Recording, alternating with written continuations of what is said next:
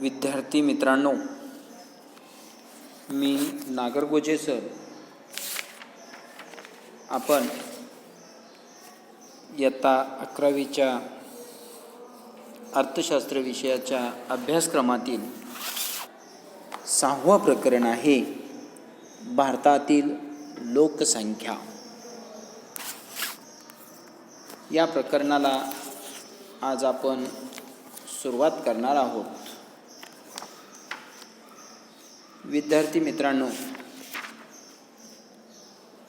आपण ऐकून आहे भारत हा अतिलोकसंख्येचा देश आहे आणि तुम्हाला 10वीपर्यंत कुठंतरी अभ्यासलेला असेल तुम्ही की आपल्या भारताचा लोकसंख्या वाढीच्या बाबतीत दुसरा क्रमांक लागतो. तर प्रश्न असा पडतो की लोकसंख्येच्या वाढीच्या बाबतीत प्रथम क्रमांक कोणत्या देशाचा लागतो? तर लोकसंख्या वाढीच्या बाबतीत चीन या देशाचा प्रथम क्रमांक लागतो आणि नंतर जगामध्ये लोकसंख्या वाढीच्या बाबतीत भारताचा दुसरा क्रमांक लागतो. भारत हा अतिलोकसंख्येचा देश आहे. भारत हा विकसनशील देश आहे. जगातील सर्व देशाची विभागणी 3 भागामध्ये केली जाते. विकसित देश, अविकसित देश आणि विकसनशील देश अशा 3 भागामध्ये जगातील सर्व देशांची विभागणी केली जाते. तर भारताचा समावेश हा विकसनशील देशाच्या यादीमध्ये होतो.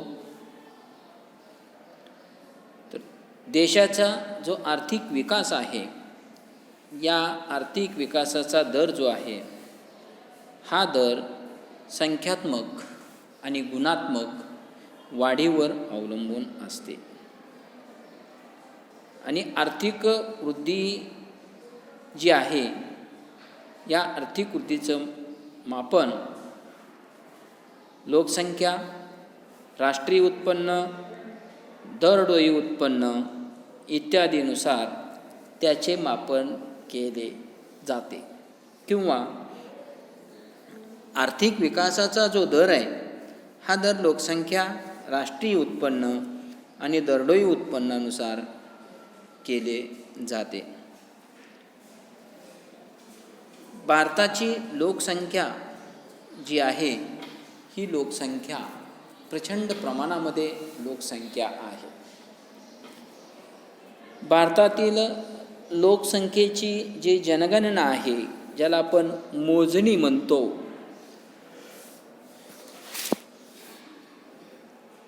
किंवा मोजदाद म्हणतो, ही मोजणी दर 10 वर्षांनी केली जाते. आपल्या देशामध्ये लोकसंख्येची जनगणना 2011 साली ज्यावेळेस झाली, त्यावेळेस आपल्या देशाची लोकसंख्या 121.02 कोटी होती.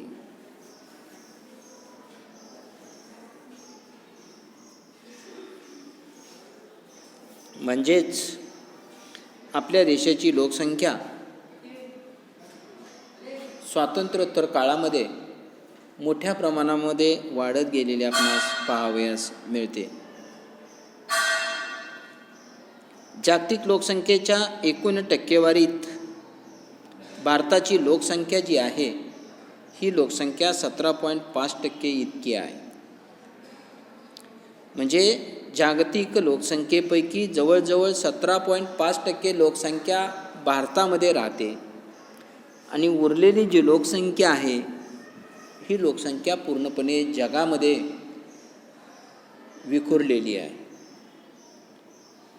आणि जर क्षेत्रफळाच्या बाबतीमध्ये जर विचार केला तर जागतिक क्षेत्रफळापैकी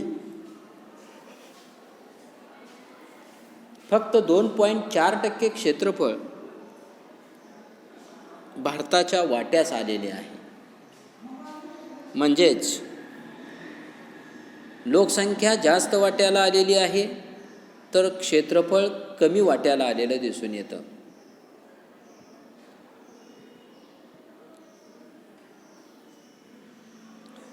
तर 11 जुलै 1987 रोजी संपूर्ण जगाची लोकसंख्या ही 500 कोटी इतकी झाली.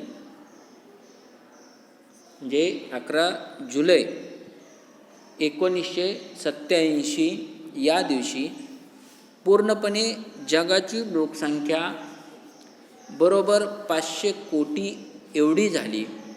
त्यामुळे 11 जुलै हा दिवस जागतिक लोकसंख्या दिन म्हणून साजरा केला जातो.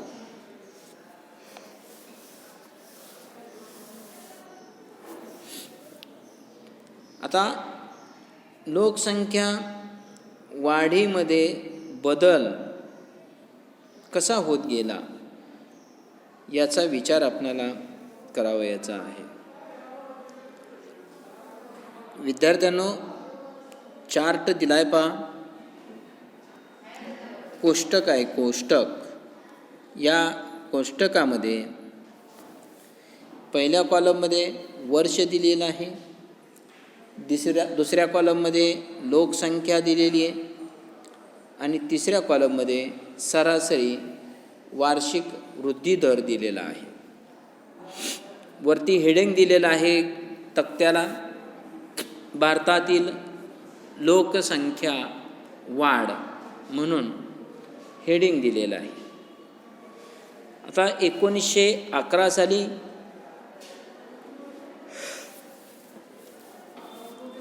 भारताची लोकसंख्या 25.2 कोटी इतकी होती आणि यावर्षी सरासरी वार्षिक वृद्धी दर जो आहे तो वृद्धी दर डॅश दाखवलेला आहे, म्हणजे आकडेवारी उपलब्ध झालेली नाही त्यावेळी. त्यानंतर बरोबर 10 वर्षांनी 1921 साली आपल्या भारताची लोकसंख्या 25.2 कोटीवरून 25.1 कोटीपर्यंत कमी झाली. म्हणजे लोकसंख्येमध्ये या 10 वर्षाच्या काळामध्ये घट झालेली आपल्याला दिसून येते.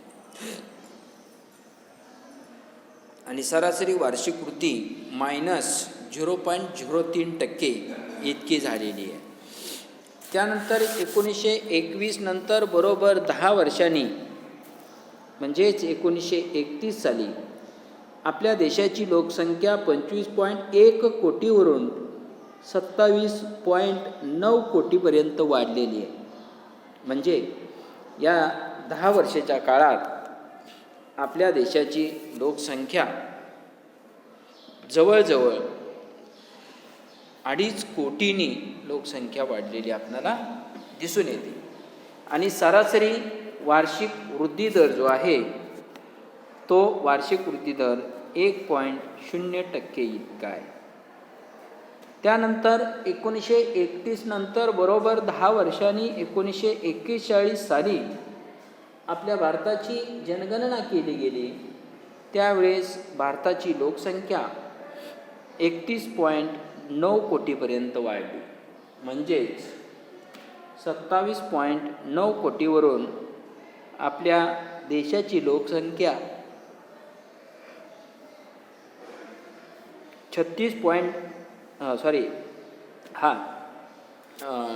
27.9 कोटीवरून 31.9 कोटीपर्यंत 1941 साली लोकसंख्या वाढली. 1941 नंतर बरोबर 10 वर्षांनी ज्यावेळेस जनगणना केली गेली 1951 साली, त्यावेळेस आपल्या देशाची लोकसंख्या 36.1 कोटीपर्यंत वाढली. आणि वार्षिक वृद्धी दर जो होता तो 1.3% इतका वार्षिक वृद्धी दर होता. आता नियोजनाचा कालखंड नुकताच सुरू झाला होता. आर्थिक नियोजनाचा स्वीकार केला गेला आणि बरोबर 10 वर्षांनी 1961 साली ज्यावेळेस आपल्या देशाची लोकसंख्येची मोजणी झाली त्यावेळेस भारताची लोकसंख्या ही 36.1 कोटीवरून 43.9 कोटीपर्यंत वाढली आणि सरासरी जो वृद्धी दर आहे हा सरासरी वृद्धी दर बरोबर 2% इतका झाला. म्हणजे दरवर्षी आपल्या देशात साधारणतः 2 कोटीच्या आसपास लोकसंख्या वाढत जात होती.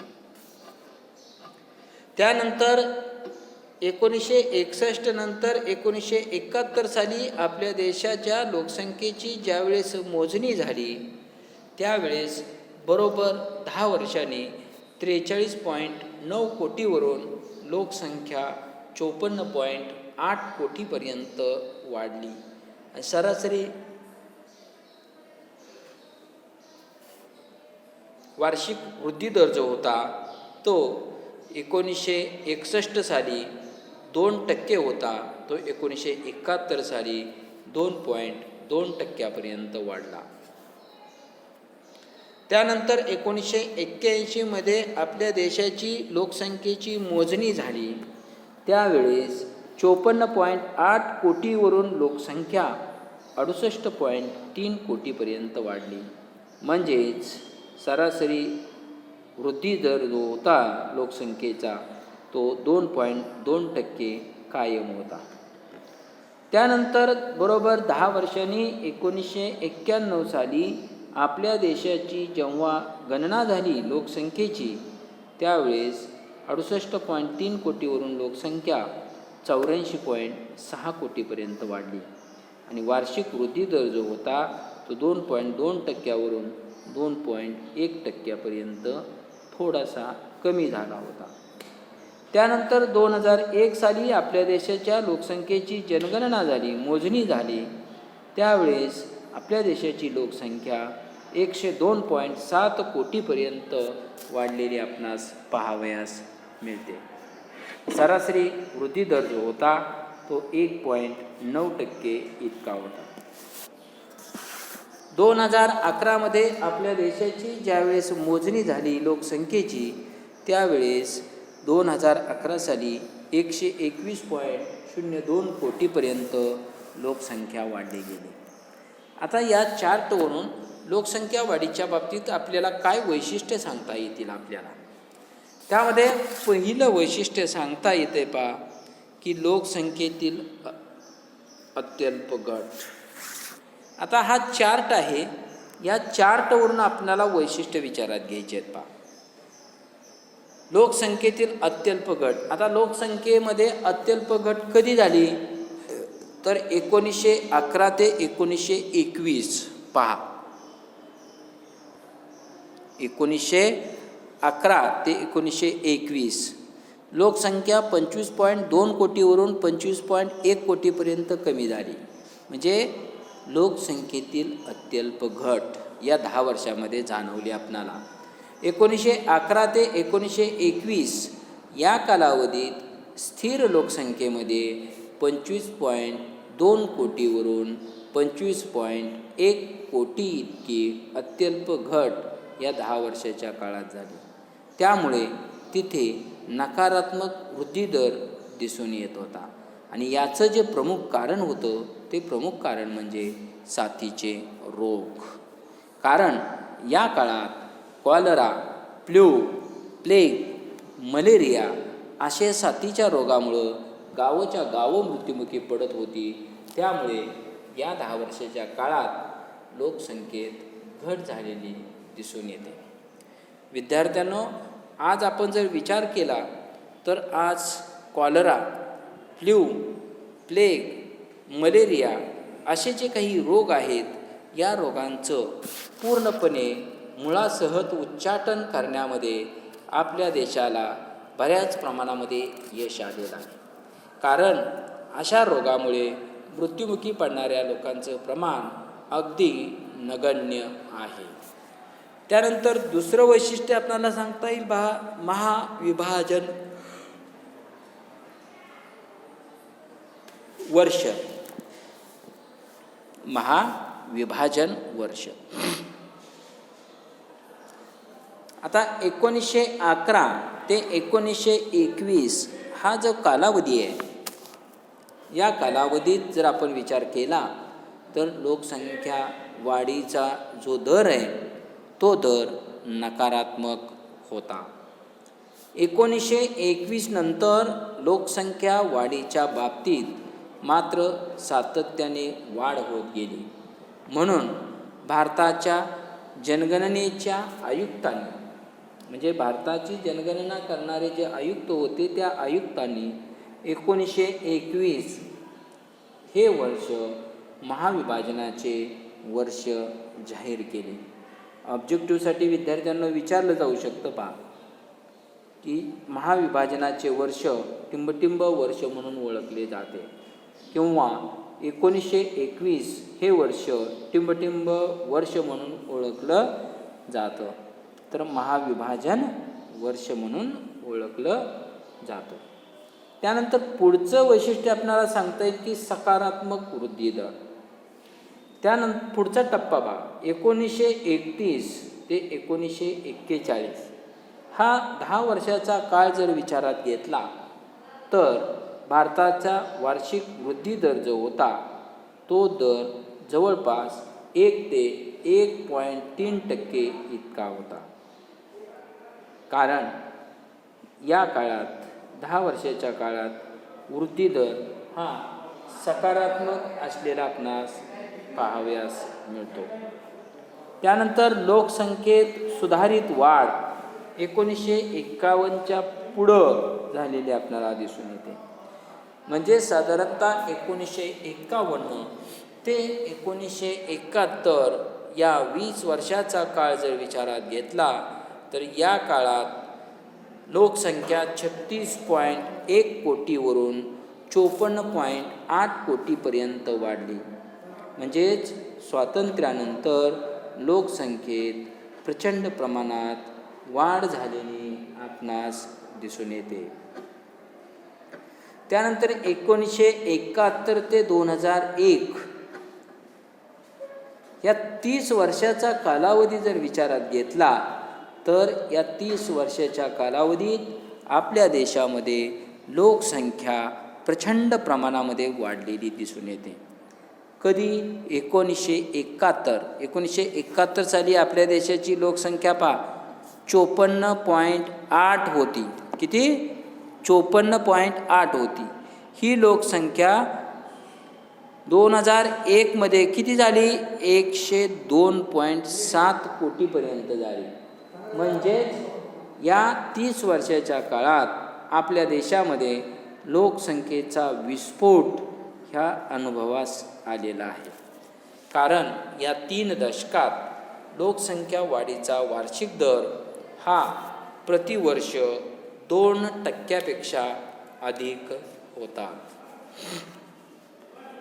त्यानंतर लोकसंख्या वृद्धी दरात घट 2001 ते 2011 या 10 वर्षाच्या काळात लोकसंख्येच्या वृद्धी दरात घट झालेली आहे. 2001 साली लोकसंख्येचा वृद्धी दर 1.9% होता. तो 2011 मध्ये लोकसंख्येचा वार्षिक वृद्धी दर जो आहे तो 1.9% वरून 1.4% पर्यंत कमी झालेला आहे. कारण ही जी घट आहे ही घट 2001 मध्ये 1.9% तर 2011 मध्ये 1.4% इतकी आहे. यावरून हा सरासरी वार्षिक वृद्धी दर कमी होताना आपणास पाहावयास मिळतो. तर विद्यार्थ्यांनो, भारत हा लोकसंख्येच्या बाबतीत पुढारलेला देश म्हणून गणला जातो. भारत हा अति लोकसंख्येचा देश आहे असं म्हटलं जातं. अगदी सुरुवातीपासूनच आपल्या देशाची लोकसंख्या सतत वाढत गेलेली आपल्याला दिसून येते. रामदास स्वामी यांनी आपल्या देशाच्या लोकसंख्येच्या वाढीमध्ये एक स्लोगन सांगितलं आहे पहा. ते स्लोगन आपल्याला बरीचशी माहिती देऊन जातं. रामदास स्वामी म्हणतात, एक हाती एक पाटी, एक पोटी एक पाटी. एक हाती एक पाटी एक पोटी, झाली एक कटी, झाली संसारामध्ये दाटी. काय करावे सुचेना, तो ते बापुडे बिकोसी लागली. तोत या लक्ष्मी निघूनी गेली, तोत या लक्ष्मी निघूनी गेली. असं रामदास स्वामींनी सांगितले पहा. पुन्हा एकदा सांगतो, एक हाती एक कटी, एक पाठी एक पोटी. म्हणजे एक मूल हाताला धरतंय, एक काकेला आहे, एक पाठीवर बांधलंय आणि एक पोटी, चौथं पोटामध्ये आहे. काय करावे सुचेना, तो ते बापुडे भिकोसी लागली. तो तर या लक्ष्मी निघूनी गेली. अशी परिस्थिती आज आपल्या देशामध्ये लोकसंख्या वाढीच्या बाबतीत असलेली दिसून येते. तर विद्यार्थ्यांनो, लोकसंख्या वाढ ही आपल्या देशाच्या समोर फार मोठी समस्या आहे असं आपणास पाहावयास मिळतं. आपल्या देशाचा आर्थिक विकास जो धीम्या गतीनं किंवा संत गतीनं जो घडून येतो आहे, त्याच्या पाठीमागं आपल्या देशातील वाढती लोकसंख्या हे एक महत्त्वाचं कारण असलेलं आपल्याला दिसून येतं. आपल्या देशाची लोकसंख्या ही प्रचंड लोकसंख्या आहे की ज्या देशाची लोकसंख्या आहे, छोटे छोटे जे देश आहेत की ज्या देशाची लोकसंख्या 2 कोटी 3 कोटी इतकी आहे, तेवढा देश नव्यानं आपल्या देशामध्ये दरवर्षी जन्मास येतो. म्हणजेच साधारणतः आपल्या देशात दरवर्षी 2 ते 2.5 कोटी एवढी लोकसंख्या सतत वाढत जाते. एवढी मुलं दरवर्षी आपल्या देशामध्ये जन्मास येतात आणि अशीच लोकसंख्या जर आपल्या देशामध्ये वाढत गेली तर आपणाला अनेक समस्यांना सामोरं जावं लागणार आहे. म्हणून लोकसंख्या कमी करणं फार महत्त्वाचं आहे.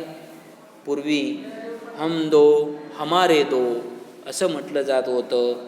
आज हम दो हमारा एक अशी म्हणण्याची वेळ आलेली आहे आणि भविष्यकाळात असे दिवस येतील कदाचित हम दो हमारा कुछ भी नहीं अशी वेळ लोकसंख्येच्या बाबतीमध्ये आपल्या देशामध्ये येऊ शकते. कारण आर्थिक विकासातील सर्वात महत्त्वाचा अडथळा आहे की हा अडथळा म्हणजे वाढती लोकसंख्या. आता आपणाला लोकसंख्या वाढीचे काही सिद्धांत अभ्यासायचे आहेत. आपल्याला लोकसंख्या वाढीचे आपल्याला सिद्धांत अभ्यासत असताना माल्थसचा लोकसंख्या वाढीचा सिद्धांत पाहायचा आहे. त्यानंतर लोकसंख्या संक्रमणाचा सिद्धांत आपणास पाहावयाचा आहे. हे 2 सिद्धांत आपल्याला लोकसंख्या वाढीचे अभ्यासासाठी आहेत. त्यापैकी पहिला सिद्धांत आहे तो म्हणजे माल्थसचा लोकसंख्या वाढीचा सिद्धांत. म्हणजे थॉमस माल्थस हा एक अर्थशास्त्रज्ञ होऊन गेला. या अर्थशास्त्रज्ञांनी लोकसंख्या वाढीचा सिद्धांत स्पष्ट केलेला आहे. 1798 मध्ये an essay on the principles of population या नावाचा ग्रंथ प्रसिद्ध केला. यांनी या ग्रंथामध्ये लोकसंख्या वाढीची परिस्थिती नमूद केलेली आहे. आता थॉमस माल्थस यांच्या सिद्धांतानुसार लोकसंख्या जी आहे ही लोकसंख्या भूमिती श्रेणीने वाढते. आता भूमिती श्रेणी म्हणजे काय? कंसात दिलेला आहे पहा. 2, 4, 8, 16, 32, 64. म्हणजे भूमिती श्रेणी म्हणजे काय? 2चे 4, 4चे 8, दुप्पट अशी लोकसंख्या जी आहे ही लोकसंख्या वाढत जाते. तर थॉमस माल्थस यांच्या मते अन्नधान्याचं जे उत्पादन आहे हे अन्नधान्याचं उत्पादन हे गणिती श्रेणीने वाढतं. गणिती श्रेणी म्हणजे 1, 2, 3, 4 या पद्धतीनं अन्नधान्याचं उत्पादन वाढतं. मग थॉमस माल्थस असं म्हणतात, लोकसंख्या जर भूमिती श्रेणीनं वाढत असेल आणि अन्नधान्याचं उत्पादन गणिती श्रेणीनं वाढत असेल तर यामध्ये असमतोल निर्माण होतो. आणि हा जो असमतोल आहे, हा असमतोल जर दूर करावयाचा असेल तर काय केलं पाहिजे? तर त्यासाठी लोकसंख्या नियंत्रित केली पाहिजे. आणि लोकसंख्या नियंत्रित करण्यासाठी काय केलं पाहिजे? तर उशिरा विवाह केला पाहिजे. त्याचबरोबर नैतिक संयम पाळला पाहिजे. यासारखे जर प्रतिबंधक उपाय योजले तर ही लोकसंख्या नियंत्रित होऊ शकते. आणि थॉमस माल्थस पुढे जाऊन असं म्हणतात, जर हा असमतोल मानवाने नाही दूर केला तर निसर्ग आपोआप त्यामध्ये हस्तक्षेप करतो आणि लोकसंख्या आपोआप नियंत्रित होते. म्हणजे माल्थस असं म्हणतात की लोकसंख्या वाढ हे मानवाने जर नियंत्रित केली नाही तर ही लोकसंख्या वाढ निसर्ग आपोआप नियंत्रित करतो. त्यासाठी नैसर्गिक आपत्ती निर्माण होऊ शकते आणि लोकसंख्या आटोक्यात येऊ शकते. आता माल्थसनं हा सिद्धांत सांगितला. त्यानंतर माल्थसचा हा जो सिद्धांत आहे हा सिद्धांत जास्त लोकप्रिय झाला. कारण या सिद्धांतामध्ये माल्थसनं सांगितलं की लोकसंख्या नियंत्रित करणं मानवाच्या हातामध्ये आहे. मानव किंवा व्यक्ती लोकसंख्या नियंत्रित करू शकते. आणि जर मानवाने लोकसंख्या नियंत्रित करण्यासाठी जर प्रयत्न केले नाहीत तर त्याची काळजी निसर्गाला राहते आणि निसर्ग आपोआप लोकसंख्या नियंत्रित करतो. त्यासाठी माल्थसनी सांगितलं की नैसर्गिक आपत्ती निर्माण होऊ शकते. मग भूकंप असेल, चक्रीवादळ असेल, सुनामी असतील, महापूर असेल, अशा काही नैसर्गिक आपत्ती निर्माण होतात आणि या नैसर्गिक आपत्तीतून लोकसंख्या आपोआप नियंत्रित होऊ शकते. असं माल्थसनं या ठिकाणी या सिद्धांतामध्ये सांगितलेलं आहे. आता याच्यानंतर जो पुढचा सिद्धांत आहे लोकसंख्या संक्रमणाचा जो सिद्धांत आहे, A.J. कोल आणि हुबर या अर्थशास्त्रज्ञांनी जो लोकसंख्या संक्रमणाचा सिद्धांत सांगितलेला आहे तो आपण यानंतरच्या तासाला विचारात घेऊया. तर विद्यार्थ्यांनो, आपण ह्या अर्थशास्त्राच्या 6व्या प्रकरणाला आज आपण सुरुवात केलेली आहे.